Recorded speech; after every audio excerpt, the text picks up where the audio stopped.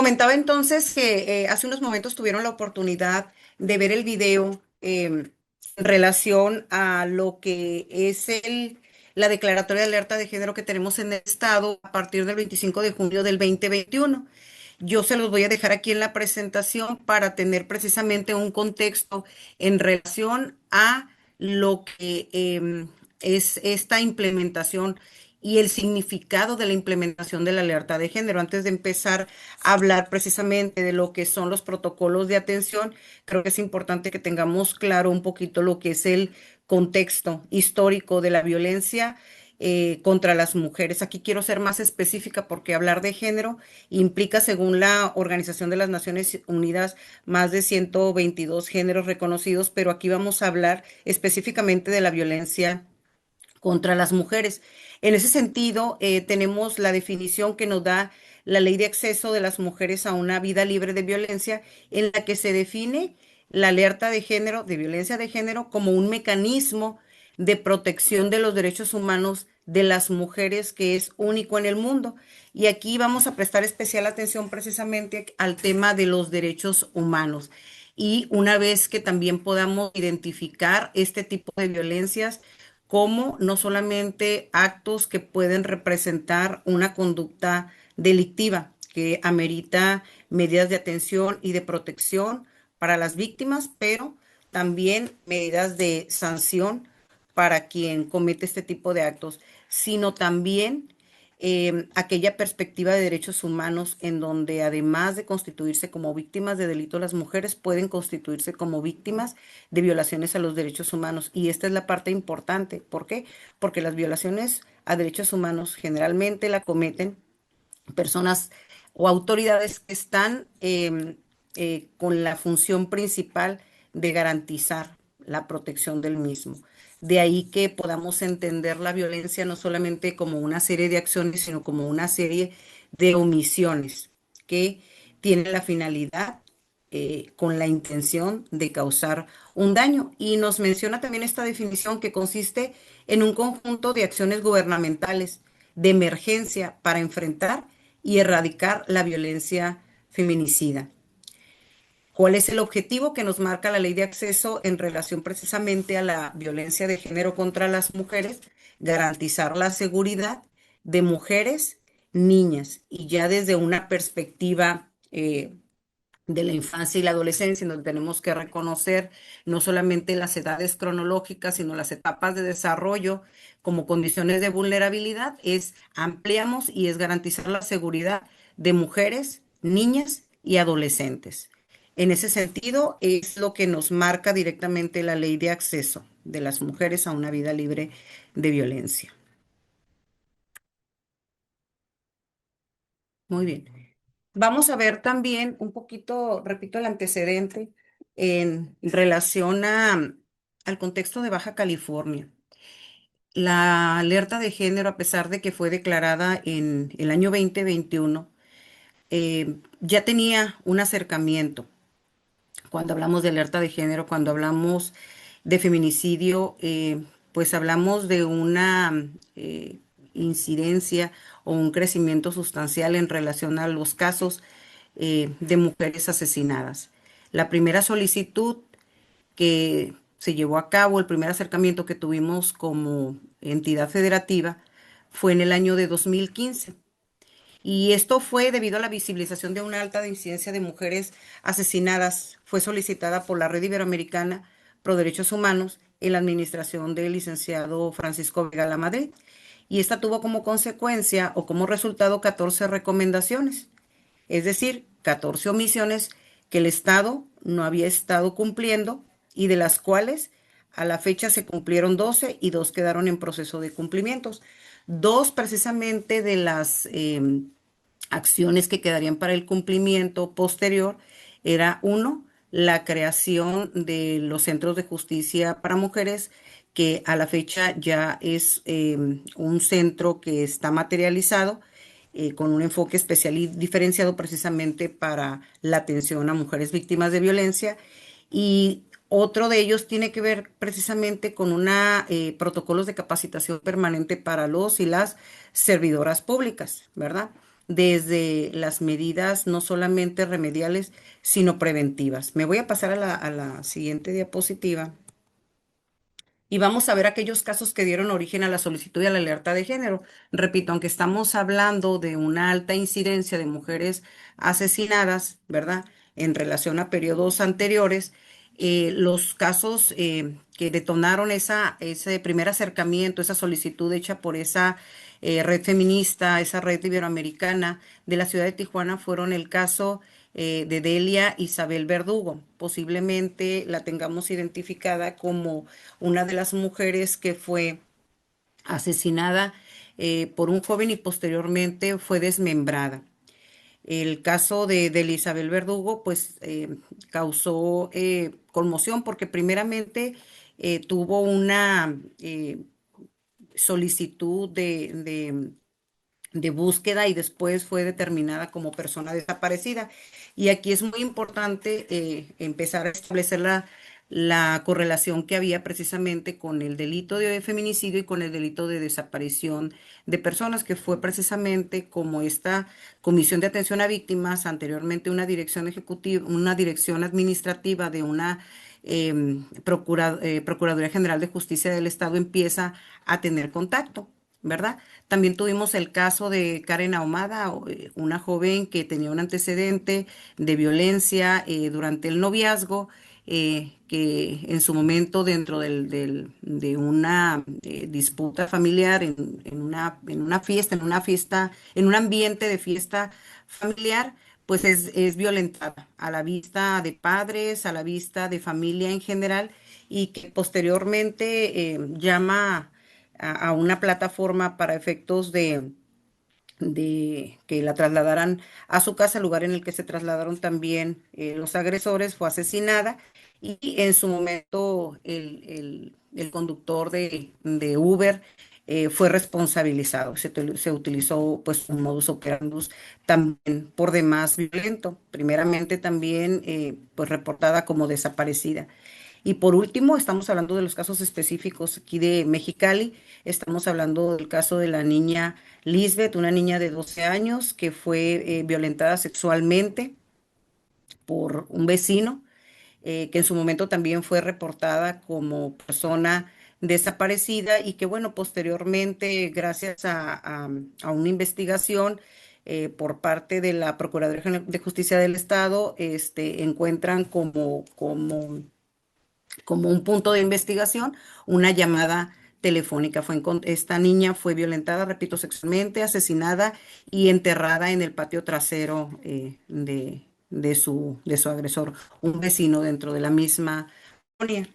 En ese entonces, esa solicitud que se hace, precisamente comentábamos, daba como resultado una serie de recomendaciones en las que el Estado se compromete a revisar cuáles son las medidas y las acciones de atención y de protección para las víctimas en el Estado. Una de ellas tenía que ver precisamente con la creación de protocolos para poder atender de manera efectiva a las víctimas, eh, atender los diferentes tipos de violencias, pero también las medidas de protección. Las medidas de protección que no eran emitidas de manera oficiosa como lo manejaba pues ya las leyes especiales que teníamos, de las que además formaban parte de tutelar legislaciones internacionales en materia de derechos humanos de las que México formaba parte. En esa ocasión, en el 2015, hay un compromiso por parte del Estado y en apariencia se cumplen precisamente con todo lo que se establecieron en esas recomendaciones, a excepción de esas dos que comentábamos con antelación. Sin embargo, del 2015 al 2020, eh, lejos de ver lamentablemente que hay un decremento en las violencias y en los ámbitos de violencia, como es el ámbito feminicida, es que se vuelve a realizar esa solicitud de alerta de género. Vamos a ver a continuación un video en donde precisamente en ese tiempo, en ese año, queda declarada la alerta de género en el estado con algunos datos estadísticos. la alerta de violencia de género contra las mujeres en el estado de Baja California, al encabezar la ciudad de Tijuana el mayor número de feminicidios y desapariciones de mujeres en el país, entre otros casos. Desafortunadamente, en esta entidad, el abuso sexual es el tipo penal que más carpetas de investigación reportó, alcanzando un registro en 2019 de 1,384 casos. Según estadísticas de la propia autoridad, del 2015 al 2020, solamente el 1% de las mujeres reportadas desaparecidas en Tijuana fueron localizadas en vida. El resto se desconoce su paradero. Los reportes de mujeres extraviadas que fueron reportadas, identificadas su desaparición a través del protocolo ALBA, alcanzaron un total de 6,178. De las cuales 67 fueron ya localizadas sin vida y falta localizar al resto. Esta declaratoria, que fue entregada por el subsecretario de Nación Alejandro Encinas a las autoridades de Baja California, establece que para salir del deben implementar 35 series de medidas distribuidas en materia de prevención, de justicia y de reparación de daño. Esperemos sea un instrumento eficaz para enfrentar uno de los problemas más lacerantes de nuestra sociedad, que es la violencia con niñas y las mujeres en este estado y en nuestro país. Entonces estimamos que de cumplirse las 75 medidas propuestas en el programa, sin lugar a dudas, se va a abatir este cáncer que está lacerando mujeres y a las niñas en California. Esperemos que sean inmediatos, ya que se inician un conjunto de estudios institucionales que tienen que tener resultados inmediatos. La declaratoria de alerta de género era una petición que venían haciendo insistentemente desde el 2015 a diversos organismos de la sociedad civil y la Comisión Estatal de Derechos Humanos, petición que realmente fue escuchada. En Tijuana, Alberto Beléndez para RCN, Unirradio informa. Ok, muy bien. Entonces ahí tenemos un poquito también el contexto precisamente ya del 2021, en donde ya escuchamos más o menos el porcentaje de casos de mujeres asesinadas, muchas de ellas tipificadas como feminicidio o como pues muerte violenta de mujeres. Y en ese sentido, el antecedente que tenemos ya actualmente, esa segunda solicitud que se hizo y fue emitida por la Secretaría de Gobernación a través de la CONAVIN, que es la Comisión Nacional para Prevenir, Erradicar y Sancionar la Violencia contra las Mujeres. Y tal como ya comentamos, fue el 25 de junio de 2021, ya en la administración de Jaime Bonilla Valdés, fue solicitada por la Comisión Estatal de Derechos Humanos de Baja California y para eso, pues efectivamente el Estado, tal como se mencionó en el video, debe dar cumplimiento a 39 recomendaciones. Por ahí comentaron 35, pero bueno, el informe de alerta de violencia de género nos establece 39 recomendaciones de prevención, seguridad, justicia y reparación para atender la violencia contra las mujeres en el Estado. Y en ese sentido, dos de los casos que precisamente dieron también em, que dieron pie u origen a la alerta de género ya establecida fueron dos casos en particular. El caso de Ariela, que es una joven de aproximadamente 19 años que fue asesinada por un hombre de 70 años y que dio origen a lo que hoy conocemos como la ley de Ariela, ¿verdad? Y que también precisamente recae en aquellas recomendaciones del 2015 en la necesidad de capacitar al personal, más que nada porque estos dos casos en específico, el caso de Ariela, el caso de Lucero Rubí, como los casos que ya tuvimos en el 2015, em, tenían como antecedente principal el hecho de que hubo violaciones a derechos humanos, es decir, hubo omisiones muy claras y muy palpables en relación a una disculpa. Comentábamos que estos dos casos en particular se habían observado que había habido omisiones significativas por parte de las autoridades, desde la Dirección de Seguridad Pública Municipal, aquellas instituciones que estaban también encargadas de investigar y también de emitir la protección necesaria para evitar precisamente una escala en la violencia que llegara a un feminicidio. Y hay que tener claro dos cosas, que por ejemplo México pertenece a lo que son dos sistemas de derechos humanos, de los que no solamente firma, sino ratifica, que son el sistema de la Organización de las Naciones Unidas y de el sistema interamericano de derechos humanos. Y en ese sentido, tenemos aparte dos leyes importantes, que es la ley son dos leyes internacionales o dos tratados internacionales, que es la Convención de Belén do Pará y la Convención de la CEDAW, que obliga a los estados participantes a implementar una serie de acciones encaminadas precisamente a prevenir, erradicar, investigar y sancionar la violencia de género. ¿Qué es lo que se puede observar con en estos dos casos? ¿Ok? La alerta de género lo que permite es la visibilización de la violencia de género, en este caso la violencia contra las mujeres. Lamentablemente, en estos casos, porque son de extrema violencia. Sin embargo, sí es bien importante tener en cuenta que el feminicidio de mujeres solamente representa la antesala a una serie de violencias de las que las mujeres han sido objeto históricamente,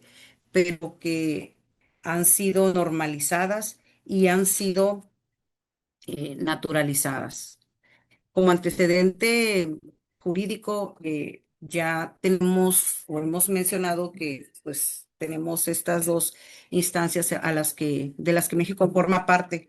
Reconocer a las víctimas como un objeto de derechos a partir de esto, que permita garantizar medidas de atención y de protección, de verdad ha resultado todo un reto. No lo hemos logrado alcanzar. Por ejemplo, la Declaración sobre los Principios Fundamentales de Justicia para las Víctimas de Delitos y Derechos Humanos y Abuso de Poder es un documento que México firmó y ratificó en 1985, en donde se comprometía a manejar dentro de sus marcos normativos las definiciones de víctimas. También está las que les mencioné, que es la Convención de Belén do Pará y la Convención de la CEDAW. La Convención de Belén do Pará, que fue celebrada en 1989 y fue adoptada en México en 1994. Y la Convención de la CEDAW, que es la Convención sobre todas las formas de eliminación contra las mujeres, fue celebrada en 1979 y fue adoptada en 1981. Antes, precisamente, de de la Declaración sobre los Principios Fundamentales, y también en el contexto de la firma de estas dos convenciones, México no tenía un artículo o una definición específica de las víctimas. Y eso hablamos desde una manera genérica. La figura de la víctima, de esa víctima genérica, no con el enfoque especializado y diferenciado. Precisamente hablábamos del tema de que no había un reconocimiento de la figura de la víctima. En el caso particular de las mujeres, que estamos hablando de violencias de estructura, en donde social y culturalmente ha sido visto como un fenómeno normal. Entonces, no se visibilizaba, no se veía a las mujeres como víctimas en este caso de diversas violencias. Es hasta 1993 que se eleva a rango constitucional la figura de la víctima, ya con derechos y garantías. Y hay un párrafo específico que nos llama la atención, en donde dice: en todo proceso penal, la víctima y el ofendido por algún delito tendrá derecho a recibir asesoría jurídica, a que se le satisfaga la reparación del daño, a coadyuvar con el Ministerio Público y a recibir atención médica de urgencia, así como las demás que señale la ley. Pero bueno, la Constitución era el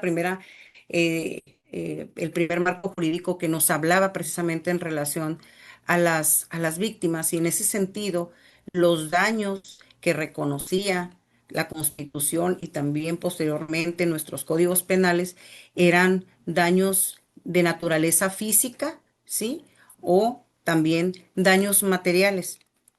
Teníamos el paradigma de concepto de lesión. En el caso de las mujeres, había una condición de prejuicio en donde hablábamos que las lesiones o la atención médica que se requería o los daños que sufría iban a ser única y exclusivamente cuando dejaran una lesión visible. Ni siquiera se podía contemplar dentro de los procesos de investigación lesiones físicas que no fueran visibles como tal. No se contemplaba en ese tiempo ningún otro tipo de daño, por ejemplo, como el daño psicológico que sabemos actualmente que es un daño que puede llegar a provocar mayores afectaciones en quienes la viven, llegando incluso hasta actos de atentado contra la propia vida y está muy correlacionado con suicidio en mujeres. Eh, es hasta el 2008 en donde por primera vez se reconoce estas violencias y estas necesidades de atención. Dice, recibir desde la Comisión del Delito asesoría jurídica, atención médica y psicológica de urgencia. Repito, fue en el 2018 y los derechos de las víctimas ya quedan establecidos en un artículo 20, apartado 6, fracción tercera. Sin embargo, estamos hablando de 1993 y si recordamos un poquito en relación de en qué años fue que se solicitaba precisamente la visibilización de las víctimas y los diferentes tipos de daños, estamos hablando desde el 85, hablamos desde los años 70, finales de los 80. Eh, pero la Ley General de Acceso de las Mujeres a una Vida Libre de violencia se publicó por primera vez en el año 2007. Esta Ley General de Acceso es una publicación, es una ley especial que tutela precisamente los derechos consagrados en esos dos grandes tratados internacionales y en donde entonces empezamos a identificar, empiezan a operativizarse los diferentes tipos de violencias que viven las mujeres y los amplía. Y entonces aquí en la Ley General de Acceso se establece como en lugar de violencia física y psicológica únicamente, en el caso de las mujeres es violencia física, violencia psicológica, violencia sexual, violencia económica, violencia patrimonial y también se agregó de forma reciente la violencia a través de interpósita persona, también conocida como violencia vicaria. En el Estado, en la ley de acceso de las mujeres a una vida libre de violencia, sí la tenemos definida como violencia vicaria, aunque tiene una connotación de violencia de género. En cuanto a los tipos de violencias que vemos aquí definidos, también es muy importante que tomemos en cuenta que es muy amplio el espectro de las violencias. Hablamos, por ejemplo, del paradigma de lesión, en donde la violencia física contra las mujeres había sido considerada únicamente aquellas que causaban lesión, que causaban a lo mejor un daño visible, pero que incluso nuestros códigos penales antes de que incluso esta conducta delictiva llegara a ser de tipo oficiosa, que se perseguía únicamente a petición de las partes,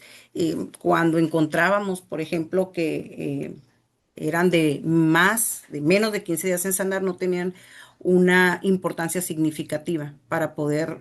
judicializar, o en aquel tiempo se llamaba consignar, y poder dar seguimiento para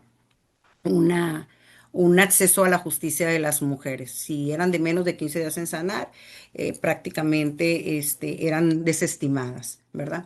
Ahorita ya sabemos que las violencias físicas que también están establecidas directamente ahí en estas dos leyes especiales, la Ley General de Acceso o la Ley de Acceso para el Estado de Baja California, nos amplía en relación a qué es la violencia física y no solamente es aquella que deja lesión visible, sino todo aquel acto de violencia o de sometimiento en donde vaya implícita la fuerza física y en una relación asimétrica entre un hombre y una mujer quede establecida como tal. Por eso también dentro de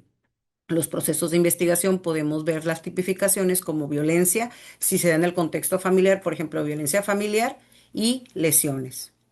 En cuanto a la violencia psicológica, que también hemos tenido la idea que se trata de aquellas violencias verbalizadas en donde pues van encaminadas a causar un daño de forma directa y que tenemos a lo mejor reconocidas como cuando decimos alguna palabra soez como a lo mejor pendeja, no sirves para nada, la típica palabra, eres una zorra, eres puta. Ustedes disculpen la terminología, pero bueno, son al final de cuentas las descripciones que vemos siempre que tenemos la oportunidad de revisar estos casos. La violencia psicológica va más allá,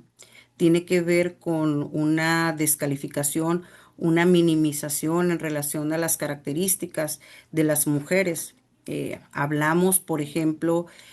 desde el hecho de no poder emitir una opinión. Mejor no opines, mejor haz esto o haz otra cosa. Hemos visto también durante muchos años que aspectos como los celos, que han sido vistos como formas de expresión del amor, en realidad no son otra forma, sino formas de control contra las mujeres, ¿verdad? Y digo, tenemos también históricamente estas ideas de que si no me celas es porque no me quieres, eh, o es como de repente el reclamo que podemos tener. Otras formas, por ejemplo, de violencia psicológica ahora en nuestra era de redes sociales, a lo mejor tiene que ver con el hecho de las formas de control, de supervisión como tal, el hecho de saber tu contraseña, tu clave, la revisión del teléfono, entre otras, ¿no? Entonces, son violencias muy sutiles que a veces no logramos identificar y que el componente no necesariamente es agresivo, generalmente como lo podemos identificar. Las violencias de tipo sexual, pues también a lo mejor sabemos que todos aquellos actos que llegan a ser coercitivos, como los abusos sexuales, como por ejemplo eh,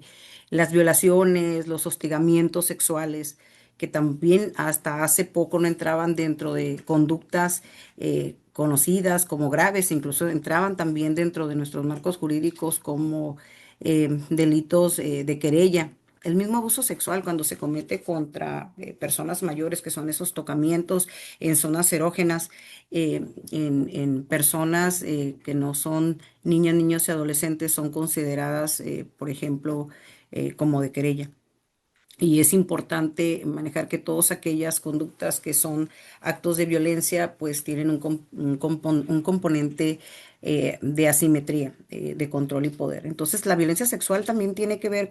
repito, ejercicios que han sido naturalizados dentro de la pareja. A lo mejor el hecho de que te obliguen o que te intenten persuadir de forma constante para tener relaciones sexuales, que podemos decir que son consensuadas, sin embargo, ante la presión que se puede ejercer porque ya no me va a querer, porque va a terminar una relación, puede considerarse formas de violencia sexual. Incluso dentro de las mismas parejas que ya están consolidadas y que están constituidas como matrimonios, pueden darse pues algunos tipos de conductas o comportamientos como tocamientos en público, de nalgas, de pecho, formas de expresión que no están permitidas pues por parte de las mujeres. La violencia económica, que no solamente es el hecho de aportar económicamente dentro de una relación, la violencia económica también tiene que ver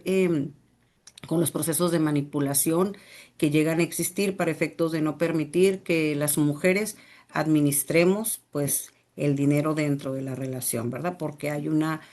sensación, un sentimiento de que no tenemos esa capacidad para poder llevar a cabo un proceso administrativo. Y la violencia patrimonial, que también tiene que ver no solamente con el hecho de despojarme de un bien patrimonial, que es muy común en las parejas, por ejemplo, cuando la casa puede estar a nombre, en este caso de una pareja, y decir, vete porque esta es mi casa, porque yo la estoy pagando, y más tal vez cuando las mujeres sean las que se dedican a labores propias del hogar, cuando tampoco tenemos reconocido en muchos casos que las labores del hogar pues son formas de trabajo que son no remuneradas, pero que definitivamente cobran un papel fundamental porque es quien permite precisamente que haya un desarrollo tanto de los hijos como de la pareja, ¿verdad? A nivel personal, a nivel académico, a nivel profesional. Y bueno, la violencia, en este caso que se ha agregado, que es la que conocemos como violencia vicaria, que es aquella pues que se ejerce.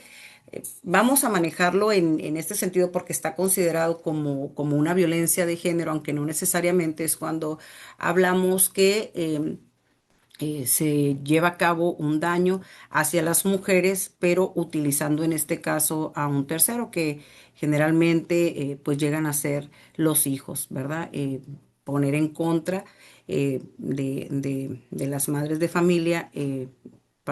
pues para efectos de causar un daño.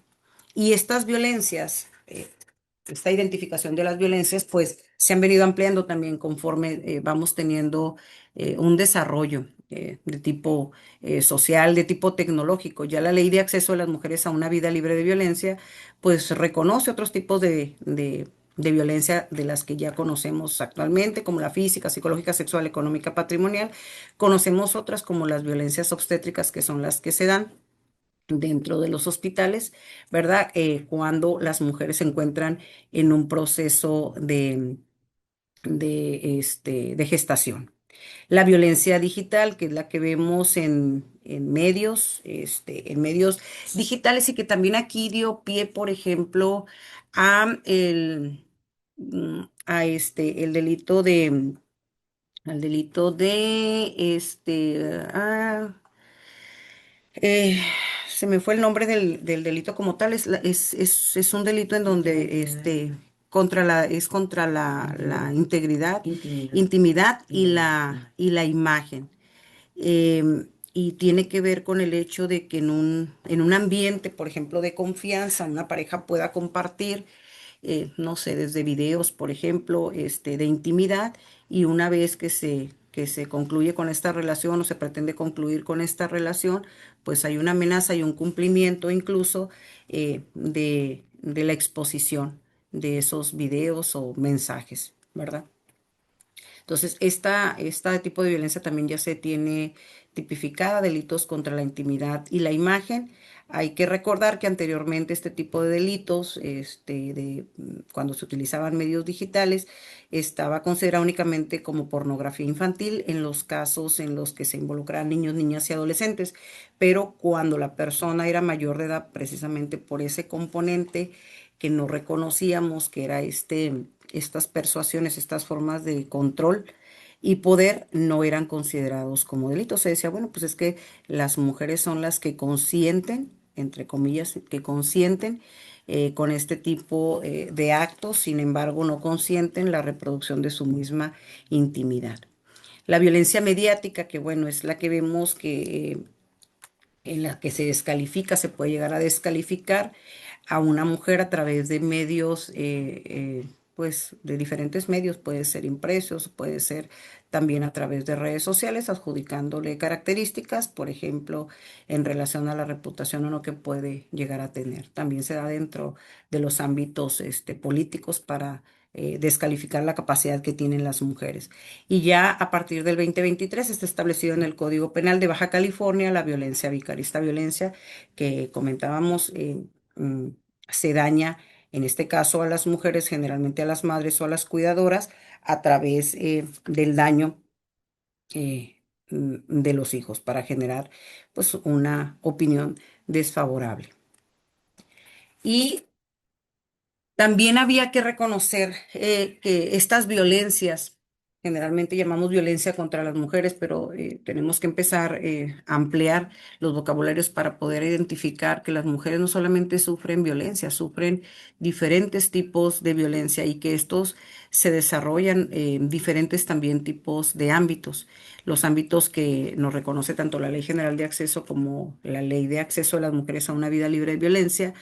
nos define que estos ámbitos en donde se ejercen esas violencias son en el ámbito familiar, en el ámbito laboral, en el ámbito docente, en el ámbito político. Ya comentábamos también que dentro de estas se dan diferentes tipos de violencia, como la violencia mediática o incluso digital.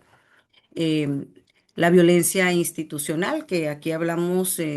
o tenemos reconocida una terminología que tiene que ver con los procesos de revictimización y la revictimización que se da por parte de personal que compone las instituciones o servidoras y servidores públicos. La violencia comunitaria, es decir, la que se da dentro de la comunidad en general. Y pues los casos extremos de violencia, que es la violencia feminicida, ¿verdad? Que es es el asesinato, es la máxima expresión de las violencias contra las mujeres, que es el asesinato de las mujeres por razón de género. Y en ese sentido, y una vez que tenemos reconocido precisamente que las mujeres han sufrido históricamente y de manera estructurada, eh, violencias que ya están siendo cada vez más reconocidas, menos normalizadas y también menos naturalizadas, es que dentro, por ejemplo, y ya reconocidas como víctimas dentro de algunas leyes importantes como la Ley General de Víctimas, nos obliga a trabajar con enfoques especializados y diferenciados. Por ejemplo, la Ley General de Víctimas dice, reconoce la existencia de grupos de población con características particulares o con mayor situación de vulnerabilidad y entonces nos da algunas condiciones de interseccionalidad, ¿sí? Es decir, son grupos vulnerables, pero por ciertas condiciones tienden a reforzar esas condiciones de vulnerabilidad, que son la edad, el género, la preferencia, la orientación sexual, la etnia, alguna condición de discapacidad y otros. En consecuencia, se reconoce que ciertos daños requieren de una atención especializada que responda a las particularidades y al grado de vulnerabilidad de las víctimas, ¿sí? Entonces aquí estamos hablando ya de ese enfoque especializado y diferenciado. Es decir, cuando hablábamos precisamente que no había un reconocimiento de la figura de la víctima y que cuando hubo por primera vez no había, había un abordaje generalizado, es decir, tenemos una visión genérica de lo que era la víctima, había que reconocer que una víctima, por ejemplo, de violencia familiar, no presenta las mismas características y las formas de atención o protección que a lo mejor requiere una víctima de violencia sexual en cualquiera de los tipos penales en donde esté eh, tipificado o etiquetado, que no es lo mismo una víctima de feminicidio que una víctima de desaparición forzada, no es lo mismo una víctima de feminicidio, una víctima de violencia sexual que una víctima de trata, que no es lo mismo, es el mismo abordaje que puede tener una víctima de alguna violencia familiar que una víctima por ejemplo, de hostigamiento sexual. Y entonces había que establecer los diferentes procesos psicológicos, jurídicos y sociales para poder atender la violencia, en este caso, contra cada una de las víctimas, entre ellas las violencias contra las mujeres. Y en ese sentido, también tenemos normatividades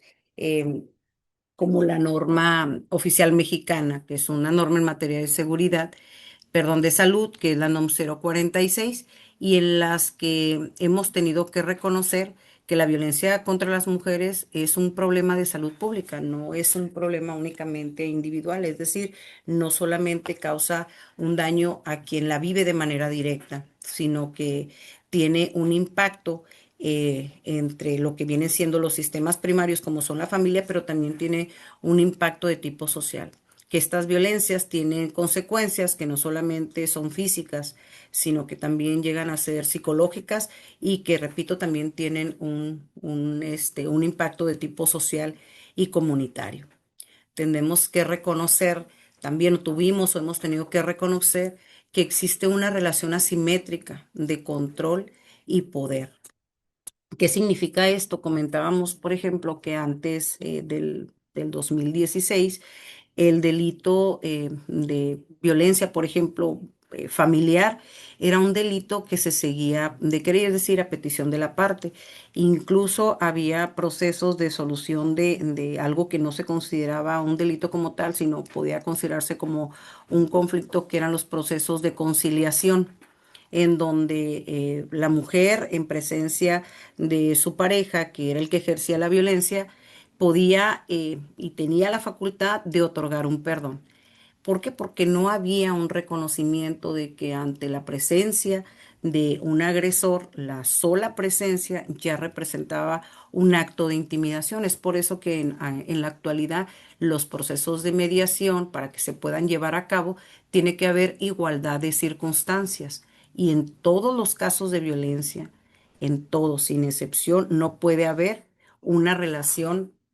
de igualdad de condiciones. De ahí que a partir del 2016, ¿verdad? El delito de violencia contra las mujeres, cualquiera de ellos, se convierte en un delito de oficio. Y en este sentido es el Estado quien está obligado precisamente a implementar medidas de atención y de protección, aun cuando las mismas mujeres no reconocieran esas violencias que viven y en su gran mayoría, hasta la fecha, en el entendido de esos procesos psicológicos, deseen otorgar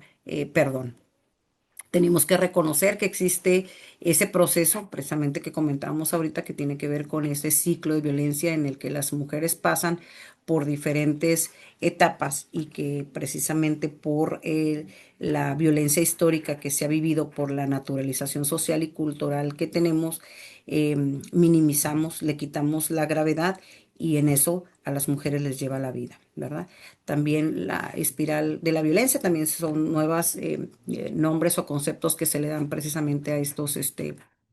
eh, fenómenos psicológicos por los que atraviesan, que va en la espiral de la violencia. Generalmente se cumple la premisa que la violencia nunca es estática, la violencia siempre va en escalada y va de menor a mayor. También tenemos que reconocer que las mujeres pasan por otro fenómeno psicológico que se llama indefensión aprendida y que este estado psicológico es la falta de capacidad que siente una mujer que ha vivido de manera sistemática diferentes tipos de violencia para modificar la situación a la que se enfrenta. Y siempre se va a caracterizar por sentimientos de impotencia, en donde hay bloqueos para poder actuar a favor, donde hay una aparente actitud pasiva o de sometimiento y que se manifiestan a través de ansiedad, baja autoestima o depresión, que generalmente les impide tomar decisiones de protección, de autoprotección personal. Y bueno, aquí en la gráfica estamos viendo precisamente lo que es el ciclo, aquí le llama el círculo de la violencia, pero está reconocido como ciclo de la violencia y la espiral de la violencia, en donde se nos manejan las diferentes etapas, que es la fase de agresión, después viene una fase de arrepentimiento de luna de miel, nuevamente vuelve a darse situaciones de tensión y nuevamente una explosión de la violencia. Y es un círculo infinito que pocas mujeres llegan a romper. Ok, y en este sentido, en cuanto precisamente ese reconocimiento de poder abordar este tipo de problemáticas, este tipo de violencias contra las mujeres, en la Ley General de Víctimas nos establece que desde que nosotros tenemos conocimiento de un hecho como estos, se debe solicitar y recibir ayuda de asistencia y atención en forma oportuna, rápida, equitativa, gratuita y efectiva. Y menciona algo muy importante, por personal especializado en atención al daño sufrido desde la comisión del hecho victimizante con independencia del lugar en donde se encuentra, así como a que esa ayuda, asistencia y atención no dé lugar en ningún caso a ninguna nueva afectación. Aquí esta parte es muy importante porque, bueno, yo siempre comento que de buenas intenciones está lleno el infierno. Y cuando bueno, comento precisamente este tipo de dichos que tenemos, eh, es bien importante considerar que tenemos en nuestras manos la vida de personas, la vida de seres humanos, la vida de mujeres que han sido una y otra vez lastimadas y que si nosotros no tenemos la preparación suficiente para poder atenderlas, entonces estamos realizando una doble victimización de de esas mujeres y que la pérdida de confianza que pueden tener hacia su agresor o a lo mejor hacia las primeras redes de apoyo se generalizan al grado de perder entonces la confianza de una sociedad en general. De ahí el compromiso de que nosotros como servidores públicos contemos con la preparación suficiente para poder atender a través de procesos y procedimientos que ya han sido aplicados y que han dado resultados eh, en la atención y también en las medidas de protección. También la misma ley del Estado pues, nos obliga a cumplir y a brindar esas atenciones con esas mismas características. Y bueno, en este sentido, adoptamos un modelo de atención integral. Existe un modelo de atención integral que posiblemente en otras capacitaciones han estado ya ustedes revisando. Y este tipo de atención es una atención victimológica, es decir, no solamente es una atención psicológica, una atención jurídica, una atención social, una atención médica, es una atención victimológica. ¿Qué significa esta atención victimológica? Pues menciona la definición que es una serie de acciones que se relacionan entre sí, que se desarrollan secuencialmente de manera integral y tienen la finalidad de contener efectos de la victimización a través de un acompañamiento efectivo a la víctima, desde que nosotros tenemos conocimiento de los casos hasta que ella lo requiera. La finalidad de la atención victimológica o el objetivo final es brindar un ambiente de seguridad, confianza y de protección. Y aquí es muy importante que tomemos en cuenta que cuando las mujeres, nuestras usuarias, llegan con una serie de necesidades que tenemos, repito, primeramente que identificar para poder brindar la atención que en este caso se necesita. Atenciones que no solamente tiene que ver con eh,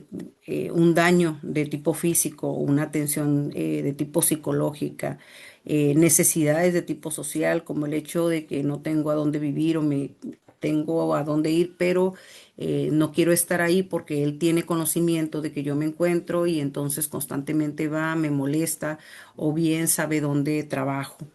Eh, U otras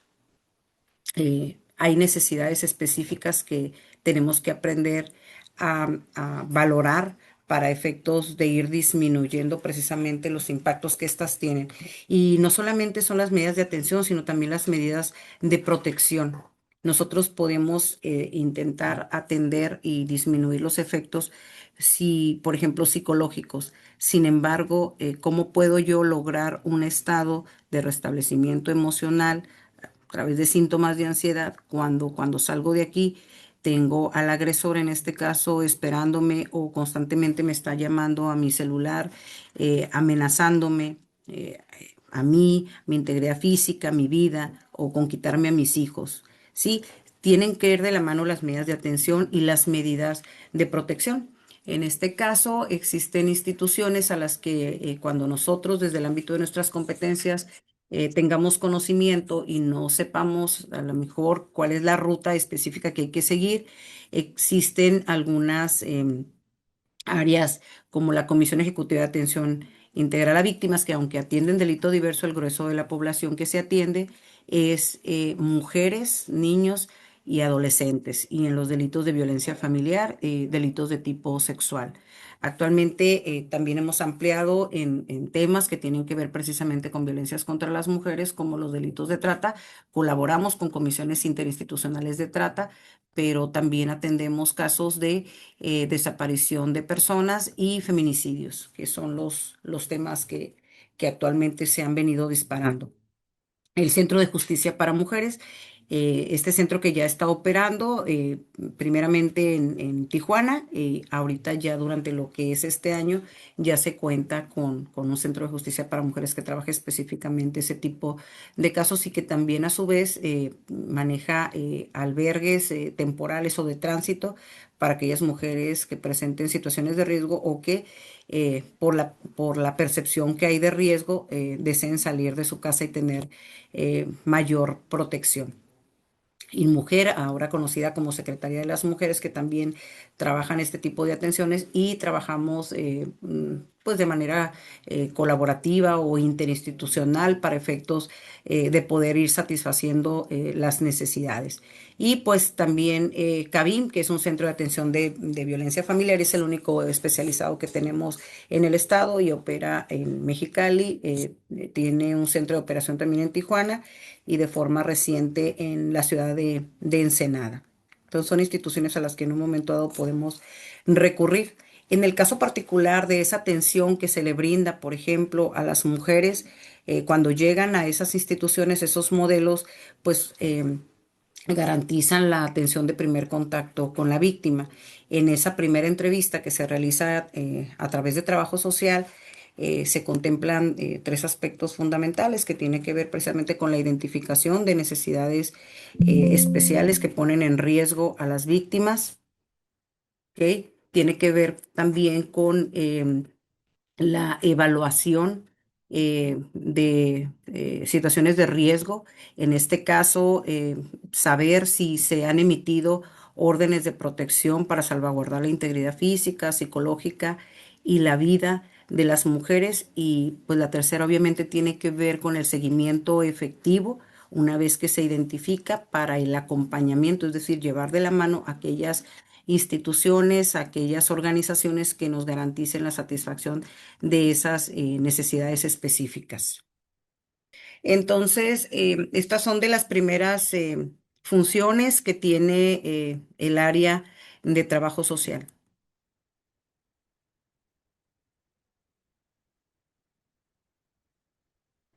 Para precisamente poder garantizar el que realmente las mujeres tengan satisfechas aquellas necesidades. Hay convenios, acuerdos de colaboración con otras instituciones públicas y privadas, asociaciones civiles y organizaciones de la sociedad civil con la finalidad de gestionar algunos apoyos y servicios especializados que en este caso la víctima requiere, tanto de primero como de segundo orden. Aquí es muy importante, por ejemplo, mencionar que las instituciones como las que acabo de mencionar, que son la Comisión Ejecutiva de Atención a Víctimas, lo que es el Centro de Justicia para Mujeres, la Secretaría de las Mujeres y CABIN, cuentan con modelos similares. Que cuentan con área de trabajo social, con el área psicológica y con áreas jurídicas, pero por ejemplo nosotros no contamos con servicios médicos, con servicios a lo mejor educativos o con algunos servicios de bienestar social. En este sentido, lo que hacemos precisamente en cuanto a este punto es que tenemos acuerdos de colaboración. Por ejemplo, cuando detectamos que hay mujeres que llegan en primeras entrevistas o en aquellas atenciones de primer contacto, lastimadas físicamente, porque tenemos que partir, así como en la pirámide de Maslow, de lo más básico hasta aquellas de autorrealización, tenemos que garantizar primeramente las condiciones que permitan que las mujeres se encuentren íntegras físicamente y que con esto, precisamente a través de primeros auxilios médicos o psicológicos, evitemos que haya pues secuelas más graves hacia adelante. Entonces, para esto, por ejemplo, lo que hacemos de forma inmediata es brindar asistencia a través de preguntar si cuentan con algún servicio de tipo médico, puede ser un ISSSTECALI, un ISSSTE o un IMSS, y cuando no es así, pues se les lleva para su revisión eh, en Hospital General, en las clínicas de ICE Salud y en Hospital General, y también en los casos que involucran niñas y adolescentes, por ejemplo, con el Hospital Materno Infantil. También cuando tenemos este conocimiento de algunos delitos de tipo sexual en las que se requiere pues manejar los kits de emergencia, los kits de profilaxis, se lleva precisamente a estas instituciones de salud dependiendo de la edad o de la edad cronológica o la etapa de desarrollo para efectos de que se les entregue, se les haga efectivo ese derecho. También en el caso de la gestión de algunos apoyos y servicios especializados, repito, como los educativos, hay ocasiones en que las mujeres tienen, o en la mayoría de los casos las mujeres tienen la necesidad de salir de sus hogares, buscar otros espacios cuando no es lo ideal, pero en la mayoría de los casos buscamos ubicaciones propias para que se incorporen a escuelas que estén próximas al lugar donde viven. Hay que recordar que hay mucha En muchos casos también hay dependencia económica, que es uno de los factores que no, en su momento no les permite romper también con este ciclo de violencia y pues a través de programas que llega a tener DIF o Bienestar Social, pues buscamos esos apoyos como despensas o en el caso de las mujeres, las tarjetas violetas. Hay una infinidad de programas a las que podemos recurrir, techo fuerte, pagos de luz, de agua a las que se puede recurrir para efectos de ir haciendo más llevadera la decisión que toman cuando se decide romper con estos ciclos de violencia o cuando por lo menos hay un intento, un acercamiento con la ruptura de estos ciclos de violencia, ¿verdad? También se llevan a cabo las referenciaciones externas a otras instituciones públicas, como en este caso siempre hay un ofrecimiento de los albergues. En el caso de las mujeres, pues a Cabimo, a Sejum, repito, pues, en el entendido de que cada una maneja temporalidades. En el caso de Sejum comentábamos que son casas de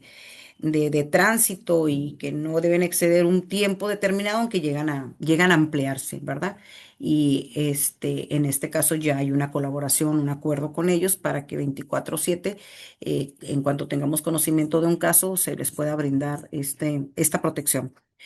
Programas de bienestar social, gestión de atención médica, instituciones públicas, como las que ya comentamos, registro civil, porque precisamente en esas violencias patrimoniales, cuando una mujer sale,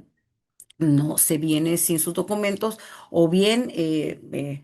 sus parejas las condicionan para efectos de que no tengan esa documentación o no se las entregan, tanto de ella como de las víctimas indirectas que pueden llegar a ser, en este caso, los hijos, ¿verdad? Entonces empieza con una serie de trámites para poder hacer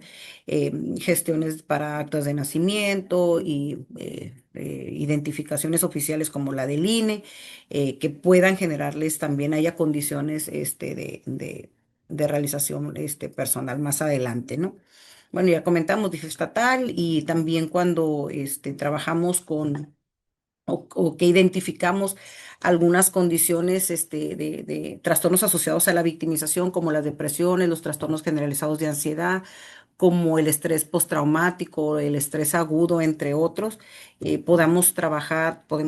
con el IPVC tanto en las atenciones, los primeros auxilios psicológicos o esos brotes de tipo psiquiátrico, o bien ya posteriormente trabajar las secuelas que de ahí se desprenden. Entonces, este primer contacto o acercamiento que se tiene con trabajo social para nosotros es sumamente importante. Con independencia de que tengamos una ruta, también es muy importante comentar que no necesariamente se sigue la ruta siempre de trabajo social, psicología y jurídico. Puede ser que una víctima nos llegue en una condición de crisis, que es lo que generalmente llega a pasar.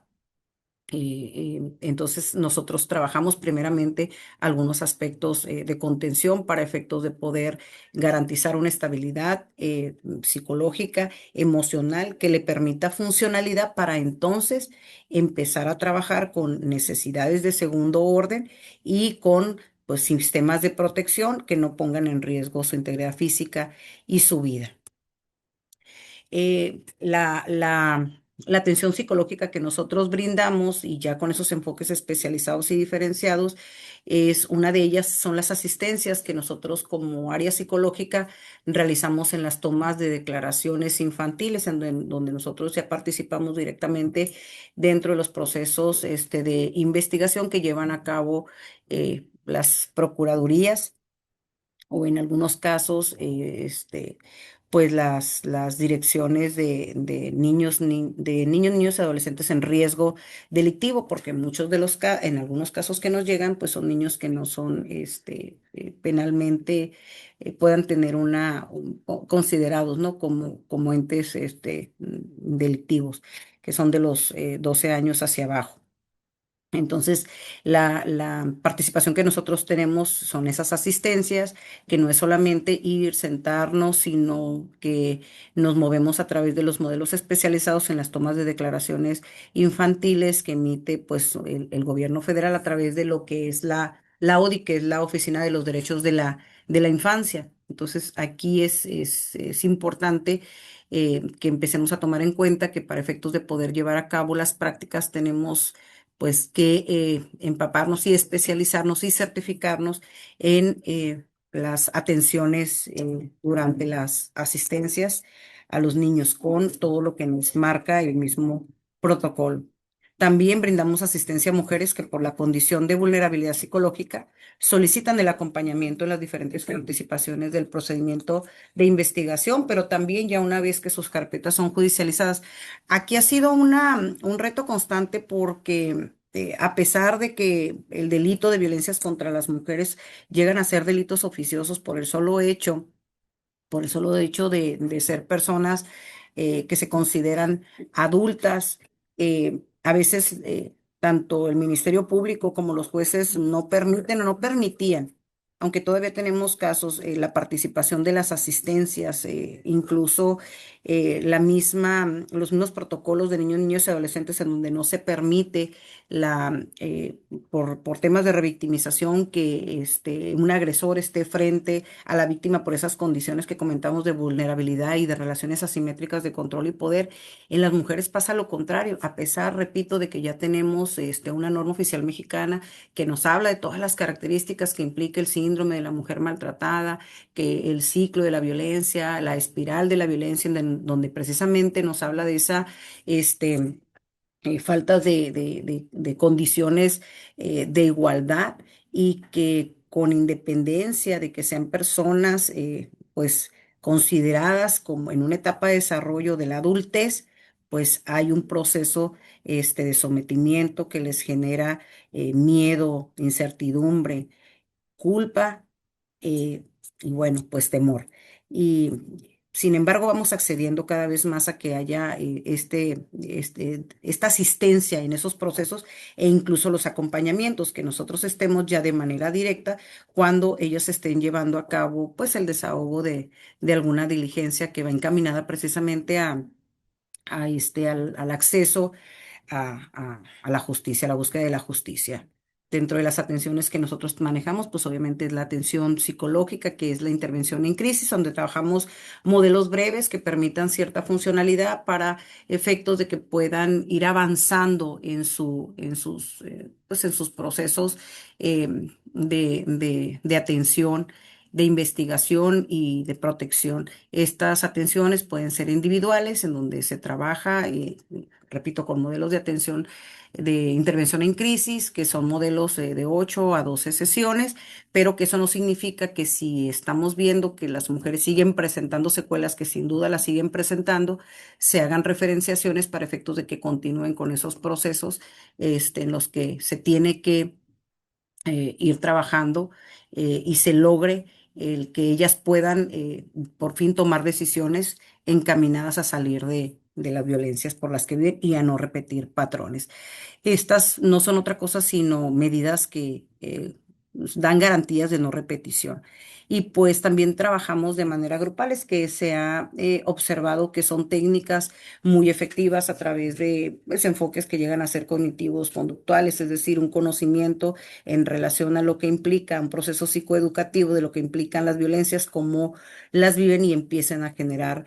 cambios, ¿verdad? Entre estas formas de trabajo que tenemos, hemos desarrollado temas como identificando la violencia, comunicación asertiva, reconstrucción de mi autoestima y la toma de decisiones. Sin embargo, cada una de las instituciones, repito, hermanas, en este caso SECUM, Secretaría de las Mujeres, CABIN, manejan sus propios temas y de igual manera llegamos a compartir este tipo de actividades, pues para efectos de que se tenga un proyecto, un plan más integral en cuanto a la información y a las actividades de resiliencia de las mujeres. También realizamos valoraciones de situación de riesgo para la gestión de las solicitudes de las órdenes de protección. Aquí es muy importante que aunque de manera inicial trabajo social tiene la obligación de preguntar si ya presentó denuncia, si dentro de la denuncia hay órdenes de protección que fueran emitidas, también hay que valorar que esas órdenes de protección sean idóneas. Por ejemplo, Las que generalmente emiten son la de rondines y la de prohibición de actos de intimidación. La cuestión es que en el tema de rondines prácticamente a veces es imposible por la cantidad de mujeres que denuncian delitos relacionados con violencias y pues también la infraestructura que llega a tener la Dirección de Seguridad Pública Municipal. Y cuando no hay un seguimiento efectivo en estos casos, hay ocasiones en las que no se valora que posiblemente, aunque da un domicilio, los rondines no se van a llevar a cabo en el domicilio porque las mujeres ya no están ahí. Generalmente se llevan a cabo en otro domicilio, en el de la familia, el de algún compañero, ¿verdad? Para efectos de que puedan, repito, para que puedan ser eficientes como tal. El provisión de actos de intimidación de alguna manera pues ha garantizado que haya una notificación directa hacia el agresor en donde se le indica que hay una denuncia determinada, que no puede tener un acercamiento a las víctimas y de lo contrario pues puede incurrir en responsabilidades que lo pueden llegar a privar incluso de su libertad. Llegan a ser muy funcionales, sin embargo, no todos los perfiles criminológicos de los agresores pues siguen estas reglas, pero de alguna manera garantizan. El hecho de emitir las órdenes de protección y dar seguimiento a las órdenes de protección nos garantiza que ante el incumplimiento puedan solicitarse aquellas que son más efectivas, como pues en este caso la privación de la libertad de los agresores, que en este caso dejan, ya no son oficiosas como se intentó en un tiempo, pero que sí llegan a ser órdenes de protección que pueden ser justificadas. Y una de las justificaciones tiene que ver con el hecho de que aunque se han emitido otras órdenes de protección, otras medidas de protección, estas están siendo incumplidas, hay un desacato a la autoridad y entonces se pueden implementar. Y para eso es importante cuando nosotros tenemos esas atenciones estar preguntando en cada sesión con independencia de que sea una atención de tipo social, de tipo psicológica, no meramente jurídica, estar preguntando si ha habido un cumplimiento de estas medidas de protección que impone una autoridad y si no es así, entonces nosotros hacer lo propio dando los acompañamientos, ¿verdad? Ante la autoridad correspondiente para que entonces podamos pugnar por una orden de protección que sea más efectiva. Y para eso también nosotros elaboramos informes, algo que llamamos informe victimal, que es a petición, en este caso del asesor jurídico, cuando encontramos posiblemente alguna negativa o alguna dilatación por parte de las autoridades para emitir una orden de protección idónea. En ese sentido, lo que nosotros es informamos en relación a el hecho específico que la coloca en riesgo, no solamente una situación real, sino una percepción real que debe tomarse en cuenta por el antecedente histórico que tienen las mujeres, ¿verdad? Y manejar el impacto que tiene precisamente en ellas, en qué está afectando, motivo por el cual debe solicitarse una medida que les dé una sensación de mayor protección. Entonces, en ese sentido es que nosotros como área de psicología trabajamos, pero también para efectos de poder garantizar el llegar a este tipo de casos que son aquellos que llegan a ser mediáticos. Tenemos una ruta en la que vamos y tenemos, por ejemplo, un grupo de WhatsApp en donde estamos compartiendo las notas que se están publicando en relación a si se encontró el cuerpo de una mujer o sabemos del asesinato de una mujer o incluso de la desaparición de mujeres, porque sabemos, como comentamos al principio, que hay una correlación casi siempre de una desaparición de mujeres a un asesinato, un posterior asesinato de mujeres, sin tipificar si es un homicidio o es ya propiamente un feminicidio, pero sí es una muerte violenta de mujeres, ¿verdad? Y como comentábamos aquí mismo en la presentación de manera inicial, para nosotros el año 2015, que cuando se lleva a cabo esa primera solicitud de alerta de género, pues marcó un precedente importante en relación a esa visibilización. Primeramente, desaparición de personas en el tema de género mujeres, que posteriormente se encontraban los cuerpos, en un contexto, pues, delictivo, ¿no? Un asesinato. Y también manejamos dentro de los protocolos, nos manejan todos los protocolos sin excepción, eh, el término de acompañamiento. Y el acompañamiento no es otra cosa sino ir de la mano, en este caso, con nuestras usuarias, mujeres, con nuestras víctimas, mujeres, durante las diferentes etapas del procedimiento, en este caso para nosotros penal, donde las víctimas lo soliciten. Puede ser que en el ámbito de las competencias de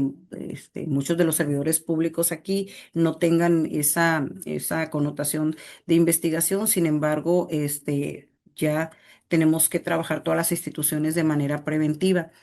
El acompañamiento no es otra cosa, sino en este caso garantizar a las mujeres que las atenciones a las que están siendo referenciadas, pues realmente cumplan con la satisfacción de esa necesidad que solicita. Anteriormente se utilizaba la palabra canalización o referenciación. La referenciación lleva el componente de acompañamiento porque lo que hacemos era, bueno, mire, puede ir allí al CA, puede ir a SEJUM y ahí la van a atender, pero no dábamos la información que se necesitaba ni establecíamos enlaces para efectos de garantizar que efectivamente esas mujeres, una vez que nosotros dábamos, no sé, un formato de canalización o una referencia verbal, eh, llegaran precisamente y se le diera seguimiento a la petición o a las solicitudes de las necesidades que éstas tienen. Hay que recordar que en el fenómeno de la violencia familiar, perdón, la violencia contra las mujeres han tenido tan normalizadas, tan naturalizadas que de verdad pedir ayuda a través de hablar o a través de una denuncia les cuesta mucho trabajo. Tenemos estereotipos en las que las mujeres estamos encasillados, en que somos las buenas de una relación. Desde los enfoques de maternidad, en donde sentimos culpa cuando vamos y denunciamos porque pensamos que lo que les pasa a nuestras parejas o a nuestros agresores es culpa de nosotros. Y a veces las mismas redes de apoyo como las familias nos hacen sentir de esa manera. Tenemos que dejar de lado el prejuicio y tener empatía por las mujeres, garantizando de esa manera los acompañamientos. A nosotros siempre que nos llega una mujer que no ha presentado denuncia, hablamos de las bondades que tiene la denuncia, quitamos un poquito el hecho de que pues va a haber a lo mejor algún tipo de prisión, que es a lo que ellas le tienen miedo, paradójicamente, porque lo único que quieren es que dejen de pasar las cosas que ellas sienten agresivas hacia sí mismas. Repito, hay un sentimiento de culpa, incluso de vergüenza al momento de presentar una denuncia. Y los factores educativos también juegan un papel importante. Las mujeres a veces entre mayor formación educativa tienen, contrario a lo que pudiera pensarse, que identifican de manera más fácil la violencia en la que vive, pues repito, es un problema de estructura social y cultural más que educativo. Y a veces el hecho de que yo sea psicóloga, que sea abogada, que sea ingeniera, que sea médico, causa más vergüenza, porque cómo es posible que alguien como yo, con ese carácter o con esas características, esté permitiendo violencia dentro de mi ámbito familiar, laboral, etcétera, los que ya hemos comentado. Entonces, sí es importante garantizar que las referencias, que una vez que llegan con nosotros las víctimas, las referencias que nosotros hagamos lleguen a donde tengan que llegar. La violencia contra las mujeres son violencias que se manejan de oficio dentro de los ámbitos de investigación y de judicialización, lo que significa que todos los funcionarios dentro del ámbito de nuestras competencias tenemos la obligación de hacer de conocimiento a las autoridades de un hecho delictivo. Hay que recordar, por ejemplo, qué es lo que sucede cuando llega una mujer a un hospital general o a un IMSS, por ejemplo, con lesiones, o cuando llega un niño, niña o un adolescente. ¿Qué es lo que generalmente eh, hace un profesional de la salud, un médico? Pues obviamente tiene que dar vista a una autoridad, ¿verdad? Porque repito, estamos regidos por una norma administrativa 046, que es una norma de salud en la que todos los que atendemos a este tipo de usuarios, pues estamos obligados y comprometidos a, a, a, a hacer de conocimiento a la autoridad competente para que se lleve a cabo un proceso de investigación y se garanticen actos de no repetición. Y la preparación a juicio, nosotros preparamos en este caso a las mujeres previo, porque hay un proceso de, repito, las mujeres puede ser que estén ya llevando a cabo en apariencia su vida normal, pero al momento en el que, al momento en que hay una notificación que avanza su proceso, pues obviamente vuelve a vivirse. Hablamos, por ejemplo, de los trastornos asociados a la victimización, en donde hay el estrés postraumático, donde vuelve a haber una vivencia como si esta se estuviera repitiendo o sintiendo de la misma forma. Entonces hay que tener un proceso preparatorio en cuanto tengamos conocimiento para efectos de disminuir. Y me voy a ir un poquito más rápido porque se me está yendo el tiempo. En este caso también las asesorías jurídicas tienen como parte de los protocolos, pues el acompañamiento e informar cuál es la lectura de derechos, quitar un poquito la incertidumbre que tienen las mujeres en relación a saber qué es lo que va a pasar con su caso o en qué etapa se encuentran o cuánto tiempo va a tardar. Tenemos que buscar también palabras que se ajusten al contexto de las mujeres, el nivel, perdón, educativo que pueda llegar a tener, si es persona de campo, si es persona de ciudad, y explicar, así como decimos coloquialmente con manzanitas, de tal forma que ellos puedan entender. Es muy importante que ellas bajen ese nivel de ansiedad, que es lo que generalmente las mantiene eh, pues en un estado psicológico inadecuado. En este caso, por parte de esta comisión ejecutiva, se cuenta con asesores jurídicos que son los que están dando periódicamente los avances en su carpeta de investigación, pero también tenemos abogados que son los que fungen como defensores como defensores públicos. En el caso de los agresores, aquí hay asesores jurídicos públicos, ¿verdad? Que también dan la atención gratuita y los representan en los procesos de judicialización. Ellos también a través de las áreas jurídicas, una vez que identificamos que hay situaciones de riesgo, pues ellos tienen que promover que se dicten por parte del Ministerio Público las órdenes y o medidas de protección, y también están obligados a dar un seguimiento si esas órdenes o medidas son efectivas y están garantizando la seguridad de las mujeres. También hay representación ante las impugnaciones cuando algunos de los temas o asuntos dice el Ministerio Público no hay elementos suficientes, el asesor jurídico tiene que revisar cuáles son las omisiones que por parte de una autoridad se puedan estar llevando a cabo para efectos de garantizar, repito, la integridad física, psicológica, y la vida de las mujeres. Entonces, hay un derecho, los asesores jurídicos hacen efectivo el derecho de inconformarse ante una resolución emitida por una autoridad ministerial, ¿verdad? Y bueno, varias que establece el Código Penal de Procedimientos Penales en relación a las actuaciones que ya son más específicas. Para poder trabajar desde un enfoque especializado y diferenciado, nosotros, repito, hay condiciones de interseccionalidad y tenemos que observar para efectos de lograr buenas prácticas. Uno de ellos, ya lo comentamos, es la NOM 046, que es una norma oficial mexicana, en la que nos habla tanto de los procesos de violencia familiar, pero también de los procesos de violencia sexual. Tenemos los que emite la Suprema Corte de Justicia de la Nación, como por ejemplo el protocolo para juzgar con perspectiva de género, más que nada, repito, por esta violencia de estructura que lamentablemente permite que incluso nosotros como funcionarios actuemos con prejuicio más que con un sentido de empatía. Tardo más en levantar una denuncia que ella, que en lo que ella llega a otorgar el perdón o a querer otorgar el perdón. O trabajé tanto en mi carpeta de investigación y ahorita ya vienen tomados de la mano. ¿Por qué? Porque hay un desconocimiento, repito, en relación a los procesos psicológicos por los que pasan las mujeres. Por ejemplo, en los casos que involucran niñas y adolescentes, tenemos que apegarnos a los protocolos para juzgar con perspectiva de la infancia y la adolescencia. Y también tenemos mujeres, por ejemplo, en condición de movilidad, migrantes, mujeres con discapacidad, y también pues uno de los mayores condiciones de